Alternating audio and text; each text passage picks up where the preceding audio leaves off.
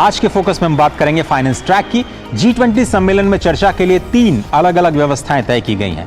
Sherpa track के तहत सभी G20 देशों के शेरपा वैश्विक विकास और निवेश के मुद्दों पर मंथन करते हैं। दूसरा ट्रैक फाइनेंस ट्रैक कहलाता है, जिसमें सभी देशों के वित्त मंत्रालय और केंद्रीय बैंक के सदस्य फंड के प्रबंधन और पैसा कहां से आएगा उन नीतियों के लिए उस पर संवाद करते हैं। तीसरा ट्रैक आप समझ सकते हैं एंगेजमेंट ग्रुप्स के जरिए किसी एक विशेष मुद्दे पर वैश्विक स्तर पर सिफारिशें जो G20 की समिट को भेजी जाती हैं उस पर चर्चा होती है। इस रिपोर्ट में हम आपको बता रहे हैं कि G20 का फाइनेंस ट्रैक किस तरह से काम करता है और भारत की किन प्राथमिकताओं को वैश्विक समर्थन मिला है।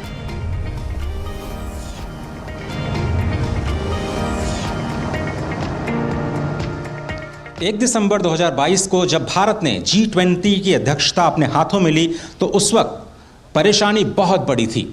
100 सालों की सबसे बड़ी कोविड महामारी से दुनिया की अर्थव्यवस्था बाहर निकल ही रही थी कि रूस यूक्रेन संकट ने दुनिया के विकास की रफ्तार पर ब्रेक लगा दिया। इसकी छाया बाली डिक्लेरेशन में भी स्पष्ट तौर पर दिखाई दी।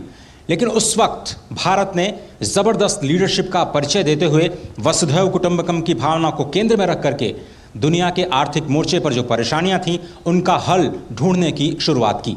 आइए समझते हैं G20 की अध्यक्षता में फाइनेंस ट्रैक की बैठकों से क्या कुछ निकल करके सामने आया।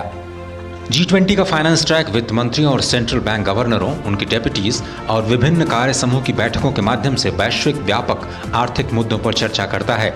ये ट्रैक दुनिया के विकास और उसके रास्ते में आने वाले जोखिमों पर चर्चा करता है। इसके साथ ही चर्चा होती है अंतर्राष्ट्रीय कराधान, स्थिर वित्तीय व्यवस्था जैसी वैश्विक संरचनाओं पर जो आपात स्थितियों में दुनिया के देशों की ओर मदद का हाथ आगे बढ़ा सकें। भारत के G20 फाइनेंस ट्रैक के टीम की अगुवाई केंद्रीय वित्त मंत्री निर्मला सीतारमण और RBI गवर्नर शक्तिकांत दास ने की। साथ ही आर्थिक मामलों के सचिव अजय सेठ, भारत सरकार में मुख्य आर्थिक सलाहकार V अनंत नागेश्वरन और RBI के डिप्टी गवर्नर माइकल पात्रा ने भी वार्ता पर सहमति बनाने में मुख्य भूमिका निभाई। 8 वर्किंग ग्रुप्स के जरिए भारत ने अपनी प्राथमिकताओं को आपसी चर्चा और समन्वय के माध्यम से देशों को धीरे धीरे एकमत करने का प्रयास किया। 8 वर्किंग ग्रुप्स के अलावा मंत्री स्तर की 3 बैठकों के माध्यम से G20 देशों के वित्त मंत्रियों और केंद्रीय बैंक गवर्नर्स ने भारत की प्राथमिकताओं पर चर्चा की। G20 वित्त मंत्रियों और केंद्रीय बैंक गवर्नरों की पहली बैठक बेंगलुरु में हुई, जिसमें दुनिया के आर्थिक हालात, बढ़ती महंगाई और ब्याज दरों के साथ क्रिप्टो रेगुलेशन के मुद्दे पर चर्चा की शुरुआत हुई। पहली बैठक में प्रधानमंत्री मोदी ने फाइनेंस ट्रैक से उन मुद्दों पर चर्चा और आम समाधान खोजने की अपील की जो दुनिया के कमजोर देशों में अंतिम पायदान पर खड़े व्यक्ति के बारे में सोचे। दूसरी बैठक वॉशिंगटन में हुई, जिसमें वैश्विक मुद्दों पर समाधान खोजने की पुरजोर कोशिश की गई। I would urge that your discussions should focus on the most vulnerable citizens of the world. Only by creating an inclusive agenda will the global economic leadership win back the confidence of the world. तीसरी और अंतिम बैठक गांधीनगर में सफलतापूर्वक संपन्न हुई, जिसमें भारत की वित्त मंत्री निर्मला सीतारमण ने सदस्य देशों को भारत की प्राथमिकताओं के व्यापक समर्थन के लिए धन्यवाद ज्ञापित किया। आइए समझते हैं कि फाइनेंस ट्रैक की किन प्राथमिकताओं को G20 सदस्य देशों का समर्थन मिला है। भारत के फाइनेंस ट्रैक की सभी प्राथमिकताओं को G20 देशों का भरपूर समर्थन मिला।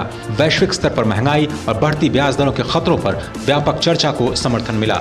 G20 के सदस्य देशों ने भारत के द्वारा उठाए गए क्रिप्टो करेंसी के रेगुलेशन के मुद्दे का व्यापक समर्थन किया। जुलाई तक IMF और फाइनेंशियल स्टेबिलिटी बोर्ड ने इस मुद्दे पर अपनी रिपोर्ट भी जारी कर दी। डिजिटल पब्लिक इंफ्रास्ट्रक्चर द्वारा दुनिया के समावेशी विकास के लक्ष्य को प्राप्त करने के भारत के एजेंडे को भी काफी व्यापक समर्थन मिला है। भारत के डिजिटल इंफ्रास्ट्रक्चर में अफ्रीका, एशिया और लैटिन अमेरिका के देशों ने रुचि दिखाई, जो भारतीय कंपनियों के लिए बड़ा बाजार है। IMF और विश्व बैंक जैसी संस्थाओं में सुधार पर भारत ने एक एक्सपर्ट कमेटी बनाई और रिपोर्ट G20 सदस्य देशों को सौंपी जा चुकी है। वित्तीय समावेशन पर बनी ग्लोबल पार्टनरशिप की सह अध्यक्षता भी भारत को ही मिली है। कुछ दिन पहले वित्त मंत्री निर्मला सीतारमण ने कहा कि G20 के चर्चाओं के दौरान भारत ने भू राजनीतिक घटनाओं को आर्थिक मुद्दों पर हावी नहीं होने दिया और भारत को उम्मीद है कि G20 के सभी देश एक साझा डिक्लेरेशन पर जरूर सहमत होंगे। भारत की G20 अध्यक्षता के दौरान फाइनेंस ट्रैक की चर्चा में कई सारे सेमिनार्स, डायलॉग्स और एंगेजमेंट ग्रुप्स के जरिए भारत ने तमाम वैश्विक आर्थिक मुद्दों पर आम सहमत बनाने की पूरी कोशिश की। भारत की G20 की अध्यक्षता की सबसे बड़ी सफलता यह रही कि फाइनेंस ट्रैक की हर बैठक में भारत के डिजिटल पब्लिक इंफ्रास्ट्रक्चर की दुनिया ने जमकर सराहना की। और शायद उससे भी बड़ी सफलता यह कि भारत ग्लोबल साउथ की एक मजबूत आवाज बनकर उभरा। कैमरामैन कुमार दत्ता के साथ अजय मिश्र, DD न्यूज, दिल्ली।